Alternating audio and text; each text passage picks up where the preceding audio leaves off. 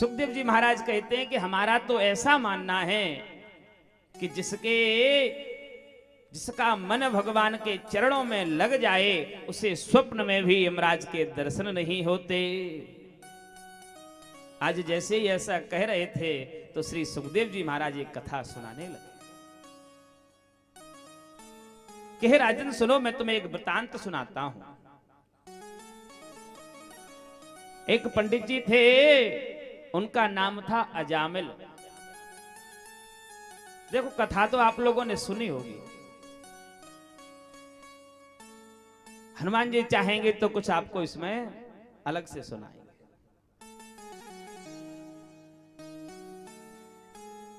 कहने लगे कि ब्राह्मण का चरित्र दूषित हो गया। तो यहां पर परीक्षित जी पूछने लगे कि महाराज चरित्र दूषित कैसे हो गया।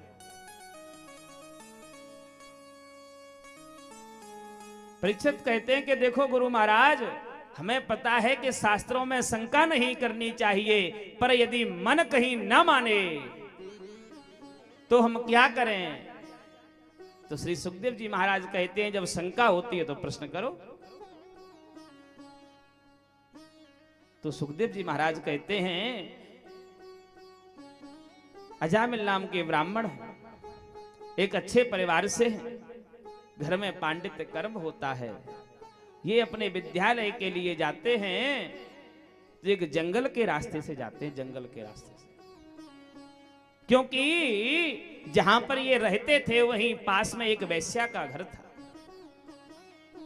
घर वालों ने सोचा यदि ये इस रास्ते से जाएंगे, बच्चे हैं, देखेंगे तो चरित्र इनका दूषित हो जाएगा।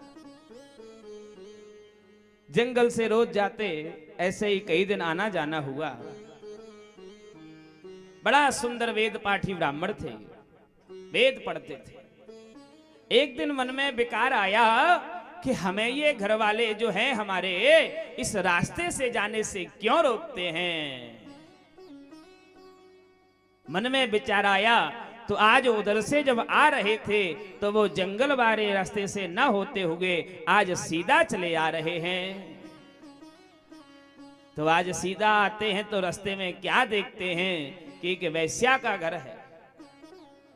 कई पुरुष वहां पर प्रवेश कर रहे हैं। जैसे ही इन्होंने आज वैश्या को देखा, इनका मन दूषित हो गया। हमने कल भी आपसे कहा था कि पाप का प्रवेश दो जगह से होता है, या तो हम कोई बुरा सुने और या हम कोई बुरा देखें। और आजकल तो हमारे तुम्हारे यहां इंटरनेट बिल्कुल फ्री कर रखा है। माता पिता का यह कर्तव्य होना चाहिए, यदि हमने बालक को स्मार्टफोन दे रखा है, सुख सुविधाएं दे रखी हैं, तो देखना चाहिए कि हमारे बालक राम कर क्या रहे हैं। यही तो हुआ ना यहां पर।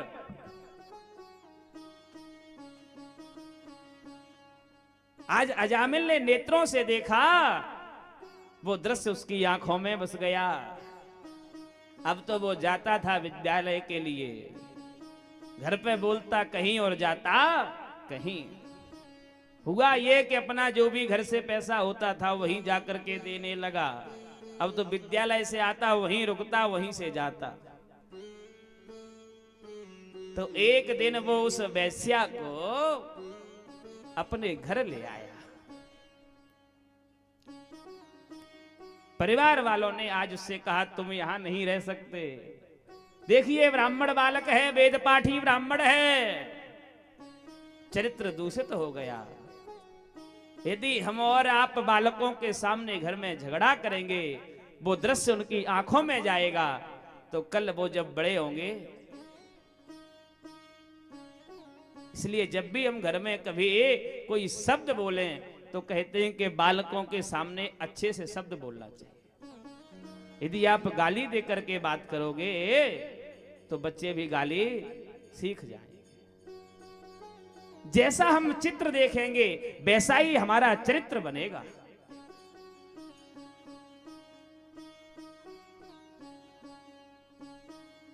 आज वैश्या को लेकर के आए, घर वालों ने जगह नहीं दी तो ये दोनों जाकर के उसी के पास रहने लगे। अब तो वैश्या के साथ रहे तो उसने इनकी सारी पुस्तकें बंद करा दी। सुबह शाम पूजा के लिए बैठते तो आसन कहीं दुबका दे, कहीं माला छुपा दे कि पैसा लेके आओ पैसा। आज व्यवस्था बिगड़ गई।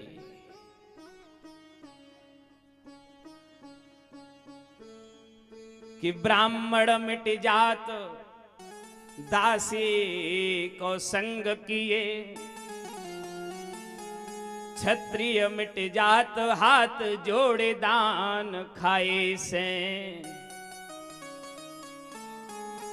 कि पवन के झकोरे से बादल हूँ फाट जात, विधवा मिट जात श्रृंगार के बनाए ते।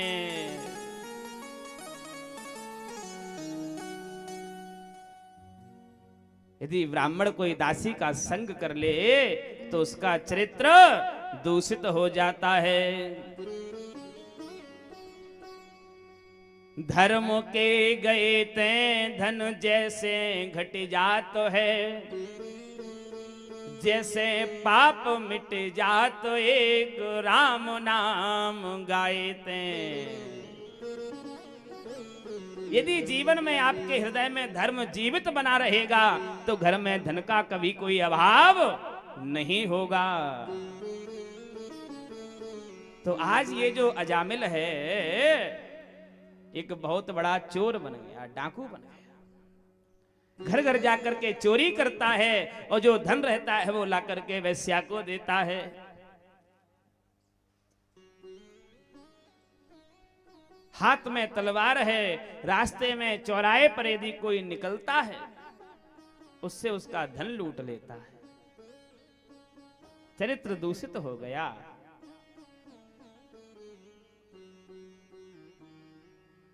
एक दिन की बात, अयोध्या से कुछ संत वृंदावन जा रहे थे तो रास्ते में इसका गांव पड़ा। जैसे ही गांव पड़ा तो रात्रि हो गई। तो उन संत ने, उन महंत जी ने पूछा किसी गांव के बालक से कि यहां पर कोई ब्राह्मण का या संत का, कोई ऋषि का आश्रम है क्या? जैसे ही ऐसा कहा तो कुछ बालकों ने उनसे मजाक कर दी, मजाक कि हे बाबा तुमको ऐसा आश्रम बताएं और तुम जाओ, तुम्हारी भरपूर तो सेवा होगी और तुमको खूब मालपुआ तस्मई मिलेगी। अब महात्मा ने सोचा बालक हैं सही बता रहे होंगे कि यहां से सीधे चले जाओ, आगे जाकर के भक्त अजामिल का घर है, तुम वहां पर चले जाना, तुम जो मांगोगे वो तुम्हें मिलेगा।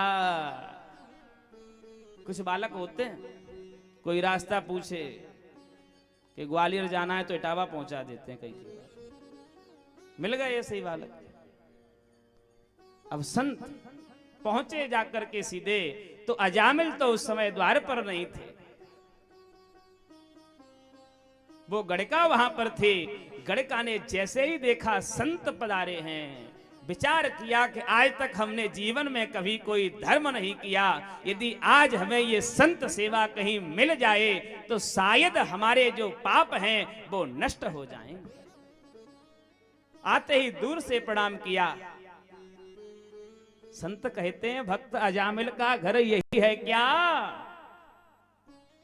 गड़का समझ गई संत से किसी ने झूठ बोल दिया।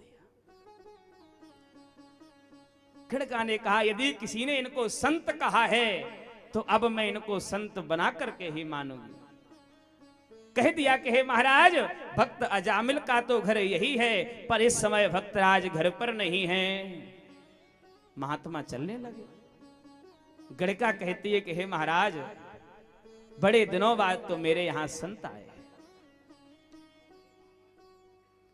कल भी हमने कहा था कि बड़े भाग जब जानियो मिलने आवे संत, संतन को मिलनो करे सब कष्टन को अंत। ये गड़का समझ गई कि संत जब हमारे द्वार पर आए हैं तो कोई प्रभु की कृपा है। आज सूखा सामान दे दिया कि हे प्रभु, मैं इस समय खिलाने के योग्य नहीं हूं, मैं आपको सामग्री दे रही हूं, आप लोग यहीं भोजन बनाएं, आज मेरी इच्छा है कि आप यहीं रुकें। आज जैसे ही वहां पर सामान दे दिया,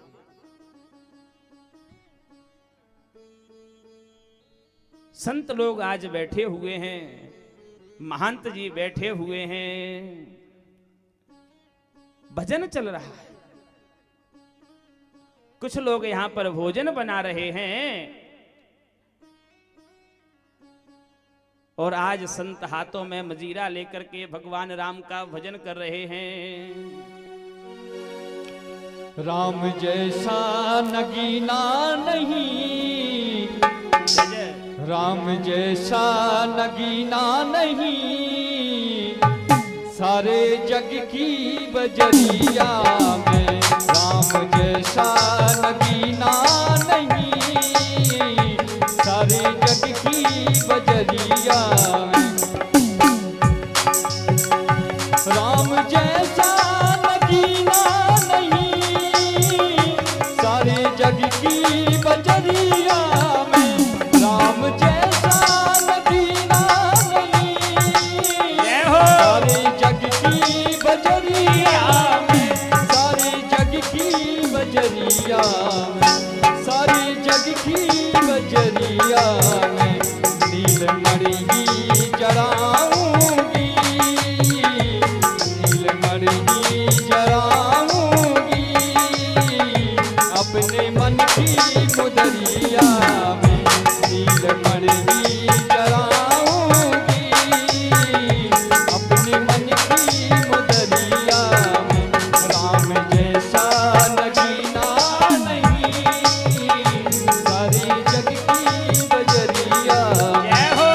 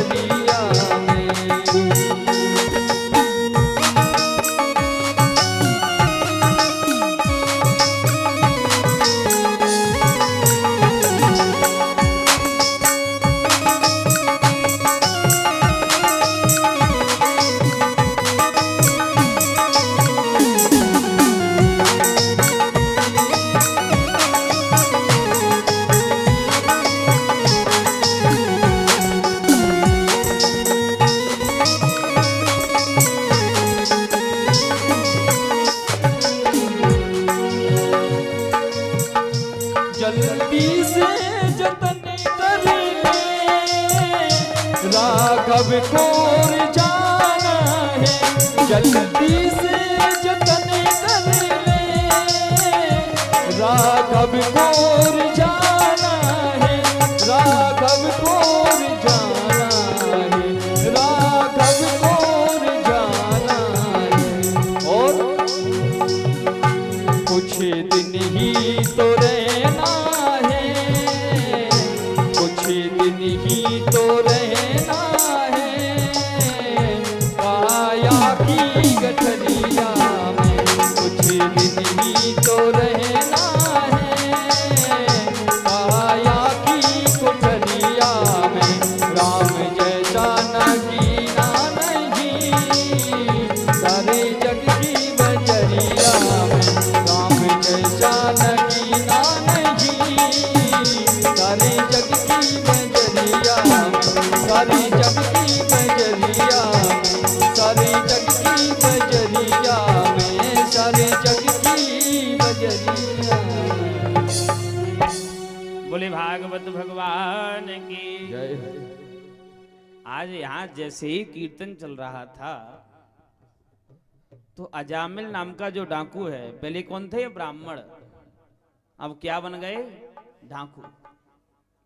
उसने देखा कि ये हमारे घर के पास में कीर्तन आज सामने से चला आ रहा है। इधर गड़का द्वार पर बैठी है। जैसे ही देखा कि स्वामी जी चले आ रहे हैं, इधर से राम नाम रूपी चादर लिए हुई थी, जाकर के उड़ा दी और कह दिया कि तुम बिल्कुल चुप रहे ना, चुप। कह दिया ये कौन बैठा है द्वार पे? अरे नहीं नहीं, चुप चुप चुप, बिल्कुल चुप, बड़े संत लोग आए हैं बाहर से। देखो ये पत्नी भक्त था, तो इसने कहा मुझे बोलना नहीं है। तो पत्नी कहती है यहां पर गड़का के सुनो, तुम्हें क्या बोलना है? कि क्या? कि तुम कह देना कि महाराज आज भाग्य खुल गए हमारे, जो आपके आज दर्शन हो गए। बड़े भाग्य हमारे जो दर्शन भये तुम्हारे। ये कहता ठीक है ठीक है, हम बोल देंगे, चलो चलो। पता नहीं किस किस को बुला लेते। तो पत्नी ने कहा मुझे बताओ तुम बोलोगे क्या? अरे वो तो हम बोल देंगे, तुम चलो ना। पत्नी ने कहा नहीं नहीं, बताओ बताओ। तो कहता है हम बोल देंगे, बड़े भाग्य तुम आए जो दर्शन भये हमारे। पत्नी ने कहा ये तो ऐसा ही है, तुम बिल्कुल मौन रहे ना, हम सब बात कर लेंगे। ठीक, आज ले जाकर के संत भगवान के सामने बिठा दिया कि ये है अजामिल, इस समय मौन साधना में। मस्तक बता देता है व्यक्ति क्या चाहता है, क्या करके आया है और क्या करेगा। ये तो भजनानंदी महात्मा थे, समझ गए। गड़का अंदर ले गई। रात्रि में महंत जी जो थे वो विचार कर रहे थे कि हमने इसका अन्न खाया है, यदि इसको हमने न बदल पाया तो लोग हमको क्या कहेंगे। साधु कौन होता है जो बिगड़े हुए को साधे, सार सार को कह रहे थोता दे उड़ाए। महंत जी ने विचार किया, विचार कर रहे थे। सुबह हो गई, संत लोग जाने लगे। गड़का से कहा भक्तराज को बुलाओ ना। आज अजामिल हाथ जोड़े खड़े हुए। संतों ने कहा कि मुझे तुमसे कुछ दक्षिणा चाहिए। अजामिल मन में कहता है कि तुम दूध पीते पूत मांग रहे हो कि पूत पीते दूध ले रहे हो। तुम्हारे हाथ में जो चमीटा, जो डिब्बा ला, जो बर्तन, जो कपड़े हैं, मन में सोच रहा है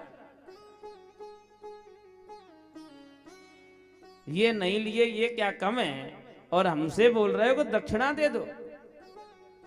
महंत जी समझ गए मन में। कहते हैं कि बच्चा वो दक्षिणा नहीं कि तुम मेरी एक बात मान लेना। तुम्हारी पत्नी के जो गर्भ है, तुम इस पुत्र का नाम नारायण रख लेना, और मुझे तुमसे कुछ नहीं चाहिए। उसने कहा ठीक है, हम तुम्हारी बात मान लेंगे। पुत्र का जन्म हुआ। बेटा नारायण इधर आओ, बेटा नारायण यहां आओ। कि तुलसी अपने राम को रीज भजो चाहे खीज, भूमि पड़ो पर जाम है, उल्टो सीधो बीज। नारायण इधर आओ, नारायण इधर आओ। नारायण सुबह से शाम तक चलता। आज हम तुमने ये पद्धति बदल दी।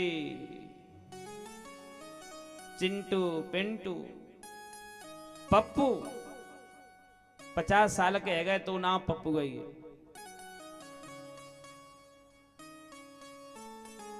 पहले हमारे तुम्हारे पूर्वजों के जो नाम थे, कृष्ण राम कहीं ना कहीं आगे पीछे जरूर आता। यथा नामस तथा गुणा, जैसा आप नाम रखोगे बालक के अंदर वो गुण आएंगे जरूर, समय कितना भी लग जाए। देवयुग से एक दिन क्या हुआ, यमराज के दूत आज उसको ऊपर ले जाने के लिए आए। उसको दूत दिखाई दे रहे हैं, अपना पुत्र भी दिखाई दे रहा है। क्या कहता है आज? याद आ गई कि तब सोई सुत की याद कर, कहो बचन ठहराय। कहे नारायण पुत्र तुम, इन कहो देव भगाए। आज जैसे ही कहा कि हे पुत्र तुम इनको भगा दो, अब वो तो बुला रहा था अपने पुत्र को, तब तक कौन आ गए? भगवान के पार्षद आ गए। जन्म जन्म मुनि जतन कराही, अंत राम कहे आवत नहीं। बड़े बड़े ऋषि लोग भगवान का चिंतन करते हैं, फिर भी प्रभु का नाम अंत समय नहीं आता। आज जैसे ही पुकारा तो उस समय उन पार्षदों ने यमदूतों को भगा दिया। यमदूत पहुंचे यमराज के पास कि महाराज आज ऐसा ऐसा हुआ। तो कहने लगे क्या बात है? कि हम तो उस अजामिल को वहां पर लेने गए थे, आज उसी समय वहां पर भगवान के पार्षद आ गए।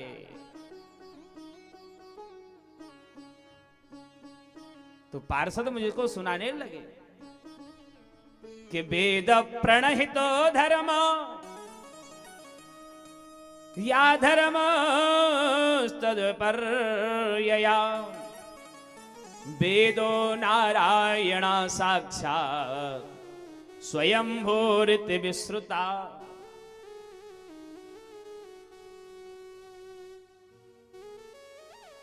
कि पार्षदों ने मुझको भगा दिया। तो यमराज पूछने लगे कारण क्या था? कि हम उसको पकड़ने गए, वो अपने पुत्र नारायण को बुला रहा था, तब तक पार्षद लोग आ गए। तो यमराज कहते हैं ये नाम धीरे लो धीरे, यहां पर कहीं लोगों ने सुन लिया तो वैसे भी इस समय कलयुग